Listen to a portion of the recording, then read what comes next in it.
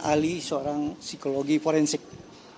Kita meminta ahli ini untuk menyampaikan seperti apa yang intinya di luar apa yang pernah disampaikan oleh ahli. Kan sebelumnya pernah ahli yang ditampilkan oleh jaksa waktu itu Ibu Reni ya sebagai ahli forensik. Waktu itu karena masih gelondongan lah. Di situ kan ahli menampilkan Ibu Reni itu sebagai ahli psikologi forensik banyak, termasuk Sambo, termasuk istrinya, termasuk belum tergali tentang apa sebenarnya Ricky. Nah, oleh karena itu pada saat kami meminta, kami tidak tahu nih bahwa Natelnya anggota tim penilai atau tim pewawancara, kami tidak tahu. Kami mengajukan surat ke UI, Fakultas Psikologi UI, kemudian psikologi mengirim Bapak ini. Dan ternyata dia bilang dia ikut memeriksa dan menyampaikan. Oleh karena itu, selain fakta-fakta yang kami sampaikan, pertanyaan-pertanyaan, kami gali apa yang dimaksud beberapa poin dari hasil profil dari ini, seperti punya kepatuhan yang tinggi kepada pimpinan, ya kan? Kemudian pribadi, beberapa lah yang kami sampaikan tadi. Kenapa dia bisa menyimpulkan itu? Tentu berdasarkan ternyata setelah mereka mewawancara Ricky, bukan hanya Ricky, mungkin para ajudan yang lain, para pimpinan yang lain, sehingga timbullah hasil seperti itu. Jadi kalau tadi dilihat ada perdebatan antara jaksa dengan ini, apa yang diduga, yang dimaksud dengan diduga berkualitas. Karena itu hasil yang diperoleh oleh saudara ahli ini dalam wawancara. Kemudian yang menarik menurut kami, kenapa kami pertanyakan fakta tadi. Fakta tentang kejadian di Magelang. Karena bagaimanapun kejadian di Magelang, antisipasi memindahkan senjata itu kan diduga. Dalam dakwaan saudara jaksa seolah dia disuruh. Padahal tidak ada fakta, tidak ada hubungan antara Sambo pada tanggal 7 terhadap ini. Terhadap saudara Ricky. Kejadian fakta itu tidak pernah ada yang tahu. Dan Ricky tidak pernah menyampaikan kepada. Jadi itu inisiatif. Kenapa saya menyampaikan itu? Untuk membuktikan saudara Ricky ini memang punya pribadi yang pengen semuanya jujur dan baik lah. Jangan sampai terjadi sesuatu hal. Nah, itu kenapa kami tonjolkan pertanyaan itu.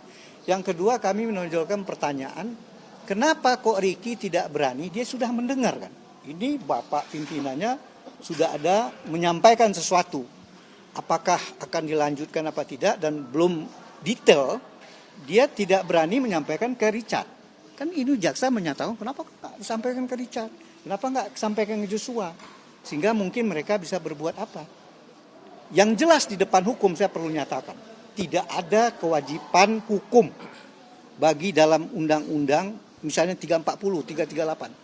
Saudara Ricky Rizal tidak punya kewajiban untuk menyampaikan atau apa itu. Karena kalau sekarang dia diperintah, dia pergi, disuruh setelah dia menyatakan menolak, tidak mau melakukan penembakan. Itu dia adalah sebagai seorang karyawan, masih ajudan, masih bekerja dengan Sambo. Apakah patut seorang yang disuruh untuk memanggil seseorang dan tidak menyebut panggil turisat supaya tembak itu? Kan bukan itu yang panggil aja kan. Oleh karena itu, dengan kondisi bingung, dengan kondisi takut, apakah benar nih apa nih? Itulah batin yang ada di dalam Ricky Rizal. Saya sampaikan, bagaimana menurut ahli ini? Bagaimana kondisi? Ya, menurut ahli saya tangkap itu sesuatu hal yang wajar. Karena pertama, hubungan relasi kuasa antara Sambo dengan betapa tinggi jarak. Yang kedua, memang dia digaji, dia bekerja dan dia punya tanggung jawab moral untuk kejadian, untuk apapun yang terjadi di Magelang. Bagaimanapun itu tanggung jawab moral dia. Cuma kenapa dia tidak berani, itu sesuatu hal yang biasa. Mungkin kita pun kalau jadi anak buah seorang jenderal melakukan itu, mungkin nggak berani juga ngomong sama siapa. Terjadi dispute, terjadi apa-apa, nanti dia lagi yang dimarahin atau bisa jadi bermasalah dengan pimpinan. Jadi kira-kira kami akan begitu juga ini, misalnya setelah kejadian. Setelah kejadian kan ada dispute bahwa pihak yang meyakini Ricky mungkin tidak tahu Sambo menembak Joshua. Kan itu yang perdebatan selama ini. Selama ini kita juga sudah menampilkan keterangan saudara Ricky yang sempat setelah kejadian goncang dia berbalik karena ada bunyi HT. HT ini ternyata menurut Romer dia tidak meng-HT, cuma berteriak. Tadi terekam ke HT-nya si Ricky. Seolah-olah si Anu mau masuk ke dalam, si Romer. Padahal ternyata Romer pun salah pengertian. Dia kalau dilihat dari CCTV dia malah lari keluar. Dia kira penembakan itu di arah lain. Sehingga karena si Ricky berbalik tidak melihat Romer, dia masuk ke dalam lagi. Oleh karena itulah makanya pada saat itu dia hanya melihat tembakan skenario. Tapi kalau kita hubungkan dengan lie detector, pertanyaan lie detector salah satunya kan adalah menyatakan apakah dia jujur pada saat melihat Sambo apa tidak menembak. Dalam hasil kesimpulan lie detector atau poligraf itu menyatakan dia jujur. Oleh karena itu ya kita kembali sekarang yang kita menyampaikan itulah faktanya. Apakah kita dalam kondisi peradilan pidana ini memaksakan seseorang silahkan jadi tersangka, silahkan jadi terdakwa, tapi tentu kita analisa fakta-fakta hukumnya. Kami pun Rabu besok akan menampilkan 2 ahli pidana. 2 ahli pidana untuk terakhir kalinya kita akan menyampaikan itu. Akhirnya ya tentu kita berharap bahwa posisi saudara Rizal kita harap adalah seorang saksi yang mengetahui dan melihat dan tidak dapat berbuat, tapi bukan sesuatu kejahatan. Karena kalau yang dimaksud kejahatan, perbuatan dia melakukan turut serta, itu harus diikuti dengan niat. Dengan niat dan perbuatan juga.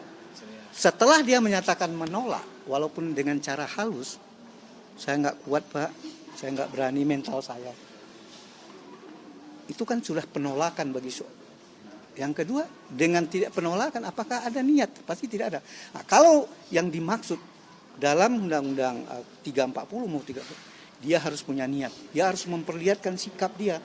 Dia harus setuju. Dia ikut menyetujui membunuh Joshua. Itu baru dia dapat dinyatakan sebagai pelaku. Sementara dia tidak.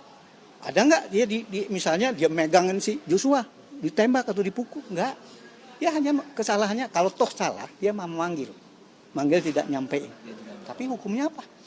Tidak masuk dalam unsur-unsur. Kalau unsur-unsur itu niat, sengaja dia menyetujui, kemudian dia ikut melakukan. Apa yang dia bantu misalnya. Itu pun membantu aja tidak ada dalam dakwaan. Yang didakwakan adalah bersama-sama, turut serta, 5-5. Jadi kami berharap juga, kejaksaan juga di sini sebagai kami himbau sebagai penegak hukum dan penegak keadilan. Kalau misalnya hasil dalam kesimpulan akhir, kalau tidak kuat ditemukan fakta Rizal pelaku, ya mohon kami minta saudara penuntut umum juga bila perlu punya kewajiban moral menuntut bebas terhadap saudara Ricky Rizal. Kalau memang kesimpulan akhirnya kita sepakat seperti itu. Mungkin itu yang bisa kami sampaikan. Silakan kalau ada yang lain. Cukup? Cukup ya.